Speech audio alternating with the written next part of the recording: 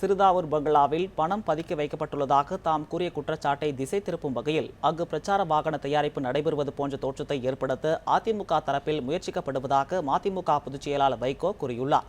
சிறுதாவூர் பங்களா விவகாரம் குறித்து வைகோ, விஜயகாந்த் மனைவி பிரேமலதா, இந்திய கம்யூனிஸ்ட் கட்சியின் மூத்த தலைவர் தா பாண்டியன் ஆகியோர் தெரிவித்த கருத்துக்களை இப்போது பார்க்கலாம். இதற்கு பிறகு பிரச்சனை எக்ஸ்ப்ளோர்ட் ஆன உடனே இது எப்படி மூடி மறைக்கிறதுன்னு இப்போ போய் 75 வாகனங்களை நிறுத்தி ஒரு போட்டோ எடுத்து போட்டு இந்த மாதிரி வாகனங்களுக்கு அலங்கார வேலை செய்யறதுக்கான ஸ்டுடியோவா இருக்கு. சிறுதாவூர்னு ஸ்டுடியோவா?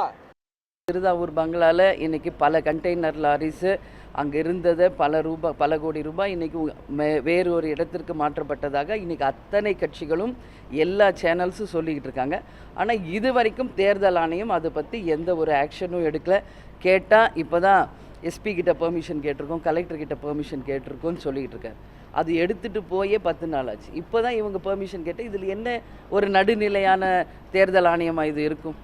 சிறுதாவூர் பங்களால கண்டுபிடித்திருந்தால் தயவுசெய்து ஒரு கட்டு எடுத்து எங்கள் கட்சி அலுவலகத்தில் போய் தேர்தல் நன்கொடையாக கொடுத்துவிட்டு ரசீது வாங்கிக் கொள்ளுங்கள்.